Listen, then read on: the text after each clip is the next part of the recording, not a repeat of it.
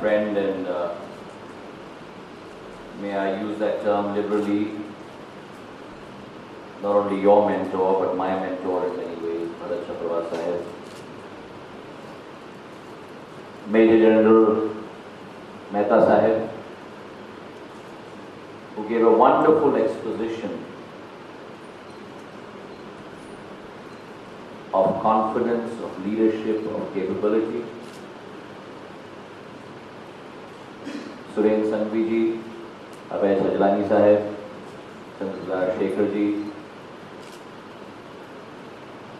MLAs present here today, and most importantly for me, the faculty of this wonderful institute,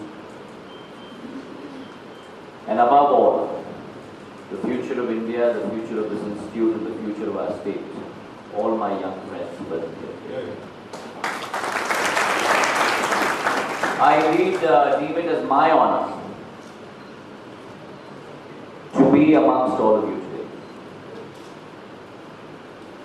Among all the functions that I generally attend, the one function that assumes the greatest importance to me is any function that is connected with the youth of our country. Even though today I stand on the cusp of what is defined as youth and what is defined as middle age. I'm not going to tell you what my age is, but the general already has, by telling you what year I was born, and it astonishes me even more, because when I was in my cradle, and I probably didn't know how to utter a single word rather than shout and scream, the person who gave such a prolific speech today from this podium was leading the war against our enemy in 1971, Major General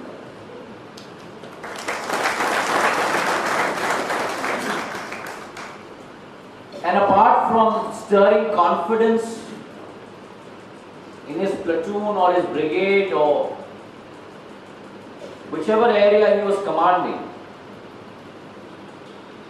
I'm sure that with his steadfastness of purpose, his commitment, his confidence, he also struck fear at the enemy across the board.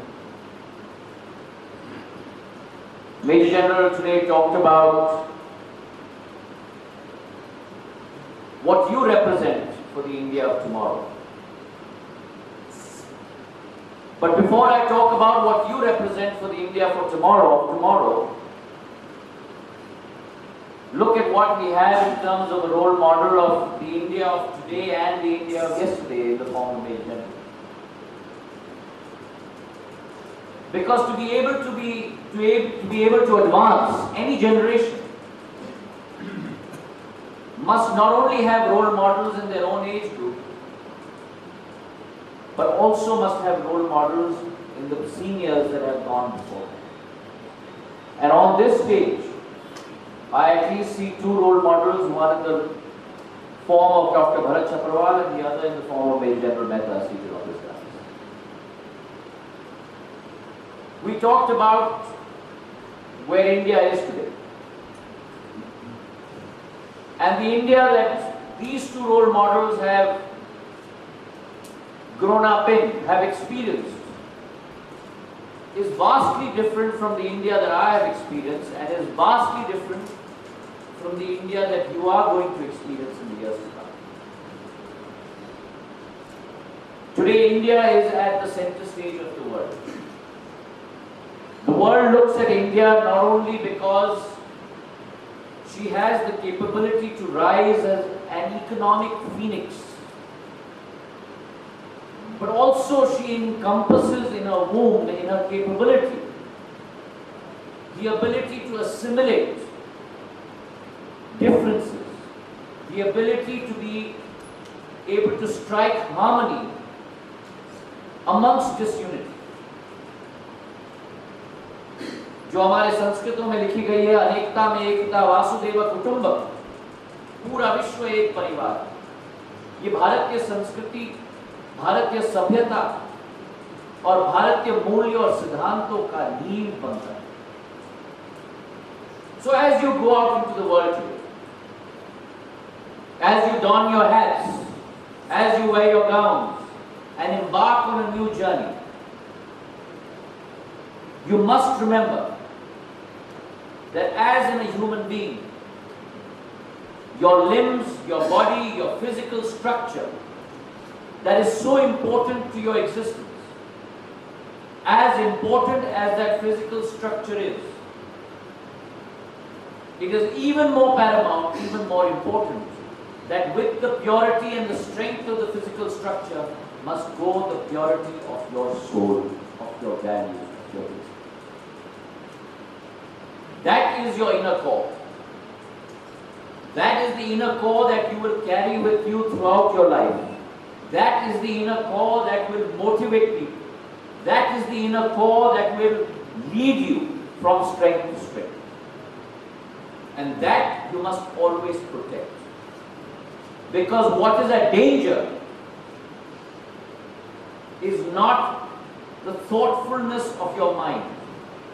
But what is a danger in the modern world is the purity of your soul. The corruption that we talk about today, the impurities that we talk about today, are not impurities of mind. But those are the impurities that have crept into the moral fiber of the soul of our people. That must be protected. The core must be protected. If the core is protected, the rest of India will shine. I was saying that India has arrived onto the world stage.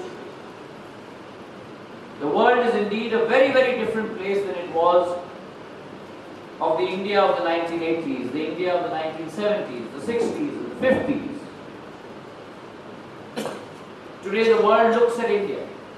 The growth is moving away from the northern hemisphere. In my generation, we looked always at the Western world for new models, for innovative thinking, for new paradigms. Today the Western world is looking at the southern hemisphere. Why? Because innovation is coming from the southern hemisphere. Growth, as General Mehta Sahib said, is coming from the southern hemisphere.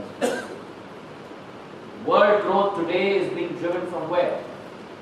World growth today is being driven from those continents that were always construed and thought of as the LDCs and the developing countries.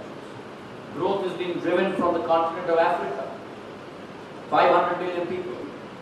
Growth is being driven from China, 1.2 billion people. Growth is being driven from India, 1.2 billion people. Growth is being driven from Latin America, 300 million people. The southern hemisphere is becoming the growth pole. And that's why the focus is on India, the focus is on China, the focus is on Latin America, the focus is on Africa. So the next 2 decades are going to be our decades. When you walk out of these hallowed portals of SIA, you are going to be given a platform that probably no Indian generation has ever experienced in the history of India. And therefore use that platform well. Take advantage of those opportunities that come by. Major General talked about the capability of youth. Yes, youth is our treasure. 70% of India is below the age of 35. We're talking about 800 million people, 2.5 times the population of the United States of America. 1.5 times the population of combined Europe. That today is our real punji. But that youth has to be burnished. That youth has to be tempered with experience. And experience only comes in many ways through taking risks. Experience only comes from making mistakes.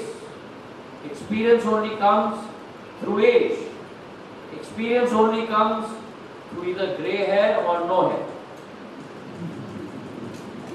So you must temper that. Life is a highway. You must accelerate on that highway. As they say in many Western countries, put your pedal to the metal. But in that process, you must also temper it with every experience. Don't be scared. Take risks. Because this is the age of taking risks. By the time you start reaching my age, you start becoming risk neutral as opposed to risk loving, which is the age that you're at. And by the time you reach the age of our seniors, those present on the dais today are exceptions. You become risk averse. So you must take risks. I have 5 tenets of leadership that I'd like to share with you. Generally, always in any educational setup, in any educational system, there's always a constant conflict. And that conflict is between the mentors, the power and guidance behind institutions, the faculty, and all of you, the students. There are students, vessels to be filled with facts, or souls to be stretched with perception. And I firmly believe that it should always be the latter and not the former. Amartya Sen once said, and I quote, "To build a country, build a schoolhouse." And therefore I must take this opportunity to congratulate Anita ji, Suren ji, and all of you for a wonderful institution that you have built, an institution at the cutting edge of innovation, and I must congratulate all of you from the bottom of my heart for all the work that you have done. In the span of 4 years, this institute has gone from inception at close to only 240 students to about a strength of 1,000 today.